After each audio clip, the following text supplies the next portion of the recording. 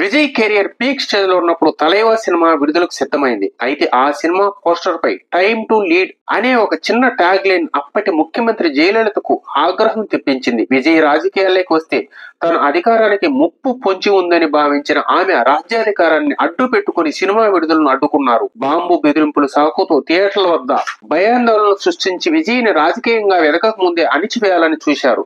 Cinema ఆగిపోవడంతో నిర్మాతలు భారీగా నష్టపోతారని విజయ్ నేరుగా జయలలితను కలిసి వివరణ ఇచ్చేందుకు కొడనాడ్ ఎస్టేట్ కు వెళ్లారు. తన తండ్రి చంద్రశేఖర్ తో కలిసి వెళ్లిన విజయ్ను జయలలిత కనీసం గేట్ లోపలికి కూడా రానివ్వలేదు.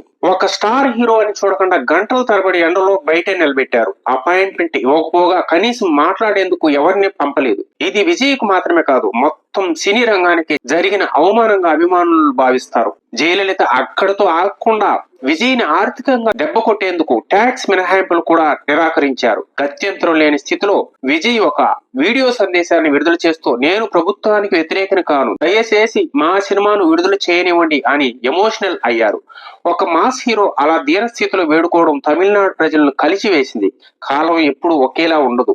2013లో ఏ గేటు బయట అయితే విజయ్ను నిలబెట్టారో నేడు అదే తమిళనాడు ప్రజలు అసెంబ్లీ గేట్లు తెరిచి ఆయనకు ఆహ్వానం పలికారు. జయలలిత మరణం తర్వాత రాజకీయ పరిణామాల్లో విజయ్ తన సొంత పార్టీ టీవీకి తమిళగ వెట్రి కలిగంతో సంచలనం సృష్టించారు. 2026 ఎన్నికల్లో ఒంటరిగా పోటీ చేసిన విజయ్ జయలలిత వారసత్వ పార్టీ అయిన అన్నా డీఎంకేను 3వ స్థానానికి పరిమితం చేయడమే కాకుండా ఏకంగా 108 సీట్లు గెలిచి సరికొత్త చరిత్ర అలికించారు. త్వరలోనే ముఖ్యమంత్రిగా ప్రమాణం స్వీకారం చేయబోతున్నారు. విజయ్ సాధించిన ఈ విజయం కేవలం గెలుపు మాత్రమే కాదు. 13 ఏళ్ల నాడు ఒక ముఖ్యమంత్రి ముందు నిస్సహాయంగా నిలబడ్డ వ్యక్తి నేడు ప్రజల మద్దతుతో అదే ముఖ్యమంత్రి పీఠాన్ని సొంతం చేసుకున్నాడు.